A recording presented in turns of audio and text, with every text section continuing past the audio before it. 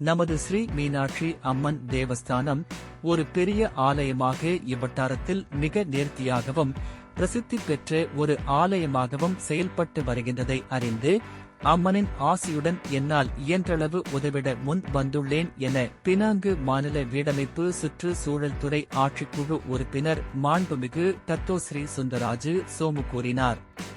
தாம் மாநில அரசாங்க ஆட்சிக்குழுவில் பதவியேற்று இந்த 22 மாதங்களில் தனியார் நிலங்களில் செயல்பட்டு வந்த சுமார் 6 இந்து ஆலயங்களுக்கும் ஒரு சீன ஆலயத்திற்கு ஓர் தமிழ் பள்ளிக்கும் நிலம் பெற்று தந்தும் வாங்கியும் தந்துள்ளேன் என்றார்.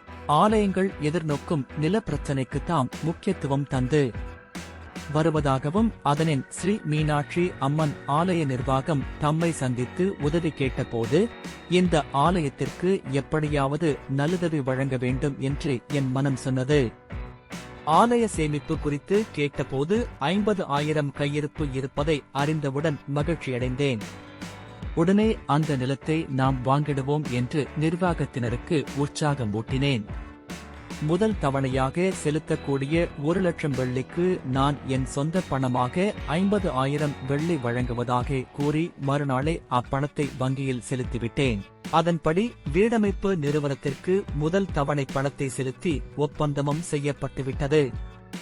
அதனையடுத்து 2ஆம் கட்ட தவணைக்கான 1 லட்சம் வெள்ளி இன்றைய விருந்தோம்பல் வழி திரட்டிட முடிவெடுத்தோம்.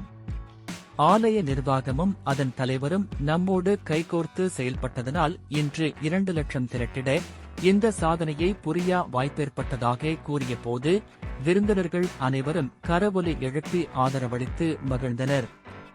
இதனிடையே ஆலய தலைவர் திருமுப கலைமணி தமதுரையில் தத்தோஸ்ரீ சுந்தராஜு அவர்களின் சாதனைகளை எடுத்துரைத்தார். கட்சி பேதங்கள் பாராது வேண்டியவர் வேண்டாதவர் என பாகுபாடு பார்க்காத நல்ல மனம் கொண்ட ஒரு சமூக சமய சேவகரை பெற்றிருப்பது பினாங்கு வாழ் மக்கள் செய்துள்ள தர்மமாக கருதுகிறோம்.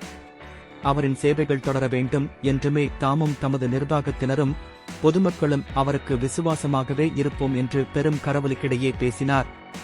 3 லட்சம் நம் லட்சியம் என்ற நிர்வாகத்தினரின் கனவு நனவாகியுள்ளதாக அவர் பெருமிதத்துடன் கூறினார்.